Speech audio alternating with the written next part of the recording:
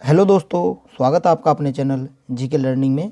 दोस्तों, आज का हमारा जो टॉपिक है वो है फ्रांसीसी क्रांति। सोशल साइंस के अंदर ये पूछा जाता है और ये लगभग आपका कम से कम 2 नंबर का पूछा जाएगा। ध्यान रखिएगा, 2 नंबर का कम से कम ये टॉपिक आएगा। इसके हमने आज 1 लाइनर लिए हैं और 1 लाइनर ख़त्म होने के बाद हमने लगभग 10 क्वेश्चन ऑब्जेक्टिव लिए हैं, जिससे आप अपनी स्टडी का अंदाज़ा लगा सकते हैं कि मैंने कितने क्वेश्चन आपके ठीक हो गए हैं।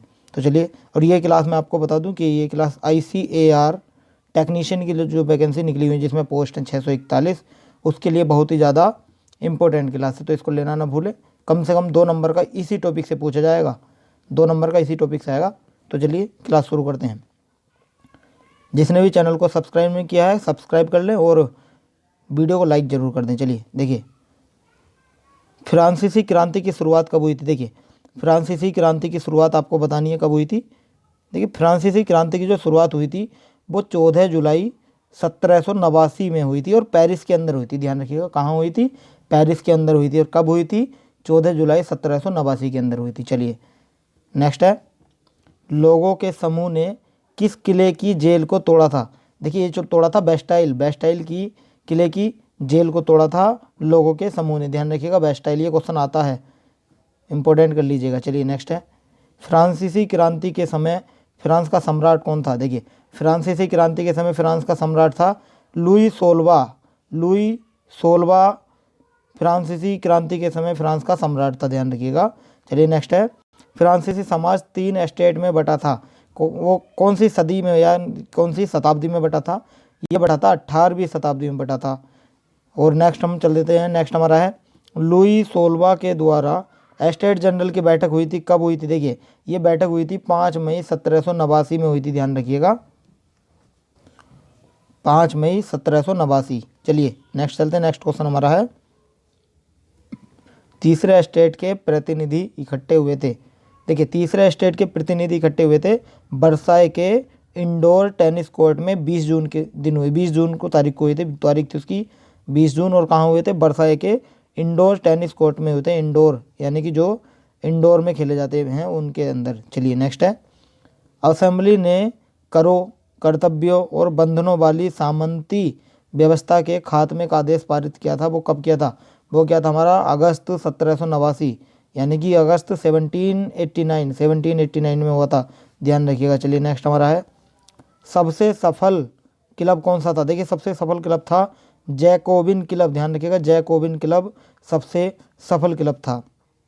अगला हमारा है, नेशनल असेंबली ने संविधान का निर्माण कब किया था। देखिए, नेशनल असेंबली ने संविधान का निर्माण 1791 में किया था, 1791 में। और इसका उद्देश्य था सम्राट की शक्तियों पर अंकुश लगाना। सम्राट की शक्तियों पर अंकुश लगाना इसका उद्देश्य था। चलिए नेक्स्ट है, लुई सोलवा को फांसी हुई थी। कब हुई थी? देखिए, लुई सोलवा को फांसी 21 जनवरी 1793 में दी गई थी। लुई सोलवा को फांसी हुई थी 21 जनवरी 1793 में। नोट करते चलिएगा। और वैसे मैं आपको इस क्लास की PDF टेलीग्राम चैनल पर दे दूंगा। अगर आपने अभी तक टेलीग्राम चैनल ज्वाइन नहीं किया तो हमारे वीडियो के डिस्क्रिप्शन में लिंक दिया गया, वहाँ जाकर आप ज्वाइन कर सकते हैं। चलिए नेक्स्ट है, आतंक का युग। आतंक का युग हम किसे कहते हैं? कब से कब तक था? आतंक का युग था हमारा 1793 से 1794, यानी कि 1793 से 1794 तक था। ध्यान रखिएगा। चलिए नेक्स्ट है, रोबेस्पियर को दोषी करार दिया था। कब? देखिए, रोबेस्पियर को दोषी करार दिया था जुलाई 1794 में दिया था दोषी करार, जुलाई 1794 में। और उसे गिलोटीन पर चढ़ा दिया, गिलोटीन के ऊपर चढ़ा दिया था। मतलब आप पूछेंगे कि गिलोटीन क्या था। देखिए, जो गिलोटीन था, जब किसी को सज़ा दी जाती थी मौत की तो उसे गिलोटीन पर चढ़ा दिया जाता था। और गिलोटीन जो था वो था 2 खंभों के बीच लटकती आरे वाली मशीन थी। 2 खंभों के बीच लटकती आरे वाली मशीन थी गिलोटीन। इसका आविष्कार किसने किया था? ये किया था डॉक्टर गिलोटीन ने किया था।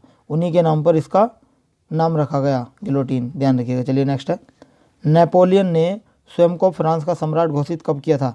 ये 1804 में नेपोलियन ने अपने आप को फ्रांस का सम्राट घोषित कर दिया था। चलिए नेक्स्ट है, नेपोलियन की हार हुई थी कब हुई थी? देखिए, नेपोलियन की हार 1815 में हुई थी।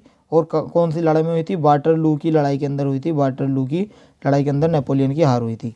अगला है कुलीनबर्ग। कुलीनबर्ग क्या है? देखिए, कुलीनबर्ग जो है वो अमीर वर्ग है और ये द्वितीय स्टेट यानी कि दूसरे स्टेट के लोग इसके अंदर आते हैं कुलीनबर्ग के अंदर। चलिए अगला है, फ्रांसीसी सम्राट का कौन सा वर्ग सभी कर चुका था। देखिए तीसरा जो वर्ग था वो सभी कर चुका था, यानी कि तीसरा स्टेट सभी कर चुका था। और देखिए मैं आपको बता दूं, बुक है एक द सोशल, देखिए द सोशल कॉन्ट्रैक्ट, यानी कि द सोशल कॉन्ट्रैक्ट, ये बुक किसने लिखी थी, ये लिखी थी रूसो ने लिखी थी। ध्यान रखिएगा, रूसो ने ये बुक लिखी थी द सोशल कॉन्ट्रैक्ट। चलिए नेक्स्ट चलते हैं। नेक्स्ट हमारा है लुई सोलवा का संबंध किस राजवंश से था। देखिए लुई सोलवा का संबंध था बूढ़े राजवंश से। ध्यान रखिएगा, बूढ़े राजवंश से इसका संबंध था। चलिए अगला हमारा है, फ्रांस का राष्ट्रगान। फ्रांस का राष्ट्रगान कौन सा था, मार्सिले। फ्रांस का राष्ट्रगान था मार्सिले, ध्यान रखिएगा। और ये लिखा किसने था मार्सिले, ये लिखा था कवि रोजेट दी लाइल ने लिखा था। कवि रोजेट दी लाइल इसने लिखा था, ध्यान रखिएगा, क्वेश्चन आ सकता है, बहुत इंपॉर्टेंट है। अगला है, फ्रांस में 1794 तक चलने वाली मुद्रा कौन सी थी, वो थी लिब्रे। लिब्रे मुद्रा थी, लिब्रे, ध्यान रखिएगा, लिब्रे। अगला हमारा है, एस्टेट जनरल थी। देखिए एस्टेट जनरल क्या थी, एक राजनीतिक संस्था थी। एस्टेट जनरल क्या थी, एक राजनीतिक संस्था थी एस्टेट जनरल। अगला है, उपज का 10वां भाग जो चर्च द्वारा कर के रूप में लिया जाता था उसे हम क्या कहते थे, उसे हम टाइद कहते थे, टाइद। ध्यान रखिएगा, टाइद कहते थे। देखिए आप कन्फ्यूजन नहीं होना, टाइल और टाइद दोनों में बहुत बड़ा फर्क है। अभी बताऊंगा कि टाइल कैसे कहते हैं। टाइड को मैंने बता दिया कि उपज का 10वां भाग चर्च द्वारा कर के रूप में लिया जाता था, वो टाइद था। अगला है एस्टेट। एस्टेट है, एस्टेट का मतलब है फ्रांस में समाजी हैसियत को अभिव्यक्त करने वाली श्रेणी एस्टेट कहलाती। जैसे अपने इंडिया में लोगों को 4 वर्णों में बांटा गया था, जिसमें जनरल थे, जैसे मान लो ब्राह्मण है, ब्राह्मण, फिर आते हैं क्षत्रिय, फिर आते हैं वैश्य, फिर आते हैं शूद्र। शूद्र सबसे लास्ट में आते हैं, ध्यान रखिएगा।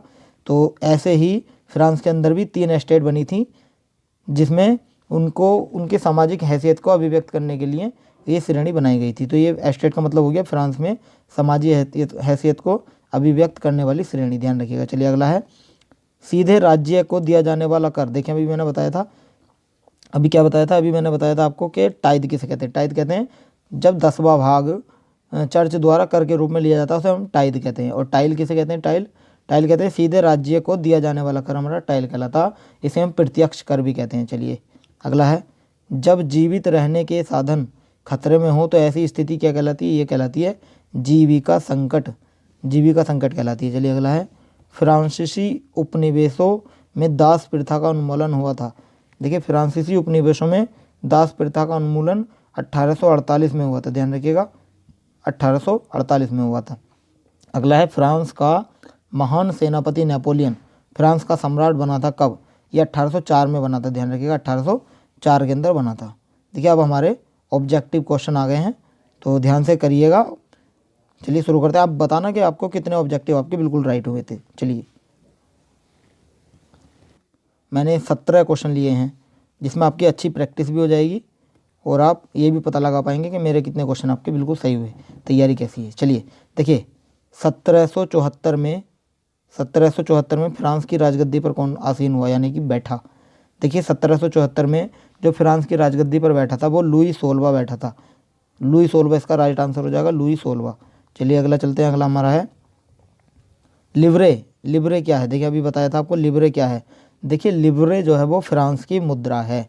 लिब्रे फ्रांस की मुद्रा है, इसका राइट आंसर हो जाएगा फ्रांस की मुद्रा। चलिए अगला चलते हैं। अगला है सीधे। सीधे राज्य को अदा किए जाने वाला कर क्या कहलाता है। देखिए सीधे राज्य को अदा किया जाने वाला कर हमारा टाइल कहलाता है, टाइल। इसको हम प्रत्यक्ष कर भी बोलते हैं, प्रत्यक्ष कर, अभी मैंने आपको पढ़ाया था ऊपर, प्रत्यक्ष कर भी बोलते हैं। और एक ये जो टाइद है, टाइद का मैंने अभी बताया था कि 10वां भाग चर्च द्वारा कर के रूप में लिया जाता है, वो हमारा टाइद कहलाता है, ध्यान रखिएगा। चलिए अगला है, अगला है टाइद का अर्थ। देखिए अभी पूछ लिया था टाइद का अर्थ। टाइद का अर्थ क्या है, देखिए टाइद जो है धार्मिक कर है, इसका राइट आंसर धार्मिक कर हो जाएगा। ये चर्च के रूप में चर्च लेता था। चलिए नेक्स्ट है, फ्रांसीसी क्रांति कब शुरू हुई थी। देखिए फ्रांसीसी क्रांति कब शुरू हुई थी, ये हमारी हुई थी 14 जुलाई 1789, यानी कि 14 जुलाई 1789 ऑप्शन नंबर इसका फर्स्ट बिल्कुल राइट आंसर हो जाएगा। चलिए नेक्स्ट है चर्च के विशेष कार्यों को करने वाले व्यक्तियों के समूह को हम कहते हैं। देखिए चर्च के विशेष कार्यों को करने वाले व्यक्तियों को हम क्या कहते हैं, हम कहते हैं उन्हें पादरी वर्ग बोलते हैं उन्हें, इसका पादरी वर्ग बिल्कुल राइट आंसर हो जाएगा। चलिए अगला हमारा फ्रांसीसी क्रांति किस शहर में शुरुआत हुई। देखिए फ्रांसीसी क्रांति किस शहर में शुरू हुई थी। देखिए फ्रांसीसी क्रांति जो है ये पेरिस के अंदर शुरू हुई थी, पेरिस के अंदर, इसका राइट आंसर पेरिस हो जाएगा, ध्यान रखिएगा। चलिए अगला मार्सिले क्या है, मार्सिले क्या है। देखिए अभी मैंने बताया था आपको कि मार्सिले क्या है, ये आपको बताना है। देखिए मार्सिले हमारा राष्ट्रीय गीत है, राष्ट्रगान, मतलब कहाँ का है, ये फ्रांस का है राष्ट्रगान मार्सिले। चलिए अगला है नेपोलियन बोनापार्ट कौन था, नेपोलियन बोनापार्ट कौन था। देखिए नेपोलियन बोनापार्ट फ्रांस का सम्राट था, नेपोलियन बोनापार्ट फ्रांस का सम्राट था, बिल्कुल राइट आंसर इसका हो जाएगा फ्रांस का सम्राट, ध्यान रखिएगा। नेक्स्ट चलते हैं, नेक्स्ट क्वेश्चन हमारा क्या है। देखिए आतंक का राज्य किसने स्थापित किया। देखिए आतंक का जो राज्य था वो रोबेस्पियर ने स्थापित किया था, रोबेस्पियर, इसका राइट आंसर रोबेस्पियर हो जाएगा, ध्यान रखिएगा। चलिए अगला हमारा है ओलंप दे गूज कौन थी। देखिए ओलंप दे गूज कौन थी, ये क्वेश्चन मैंने आपको वन लाइनर में नहीं कराया, आप इसको अलग से नोट कर लीजिएगा। ओलंप दे गूज जो थी वो क्रांतिकारी महिला थी, ध्यान रखिए क्रांतिकारी महिला थी, इसका राइट आंसर क्रांतिकारी महिला हो जाएगा। चलिए अगला है फ्रांसीसी कॉलोनियों में दास्ता कब समाप्त हो गई। देखिए फ्रांसीसी कॉलोनियों में दास्ता कब समाप्त हो गई थी, ये हमारी समाप्त हो गई थी 1848 में हो गई थी, इसका राइट आंसर 1848 हो जाएगा। चलिए अगला है फ्रांस की राजधानी क्या है। देखिए फ्रांस की राजधानी अब आपको बतानी, फ्रांस की राजधानी पेरिस है, Paris is the right answer, France की राजधानी पेरिस है। चलिए अगला है 1789 यानी कि 1789 में फ्रांस में क्रांति किसके शासनकाल में हुई थी। देखिए किसके शासनकाल में हुई थी, ये हुई थी लुई सोलवा के शासनकाल में हुई थी, ध्यान रखिएगा लुई सोलवा इज़ द राइट आंसर। चलिए अगला चलते हैं हम, अगला है टाउन हॉल के सामने कितने लोग इकट्ठे हुए थे जिन्होंने जल सेना के गठन करने का निर्णय लिया था, ये आपको बताना। देखिए लगभग 7000 लोग इकट्ठे हुए थे, ये कुछ क्वेश्चन मैंने आपको वन लाइनर में नहीं कराए, ये आपके यहाँ से कवर हो जाएंगे, ध्यान रखिएगा 7000 लोग लगभग इकट्ठे हुए थे। अगला हमारा है मेनर क्या है, मेनर क्या है। देखिए मेनर एक स्टेट है, मेनर स्टेट है। स्टेट मैंने आपको बताया था 3 स्टेट में लोगों को बांटा गया था, तो 3 तरह की स्टेट थी जिनमें से मेनर भी एक स्टेट है, स्टेट इसका राइट आंसर हो जाएगा। चलिए अगला है हमारा, अगला क्वेश्चन है फ्रांस में द्वितीय स्टेट के अमीर वर्ग को हम क्या कहते हैं। देखिए ये क्वेश्चन आपको कराया था, बताइए फ्रांस में द्वितीय स्टेट के अमीर वर्ग को हम कुलीन वर्ग कहते हैं, इसका राइट आंसर कुलीन वर्ग हो जाएगा, राइट आंसर कुलीन वर्ग हो जाएगा। चलिए आज का सेशन हमारा यहीं समाप्त होता है।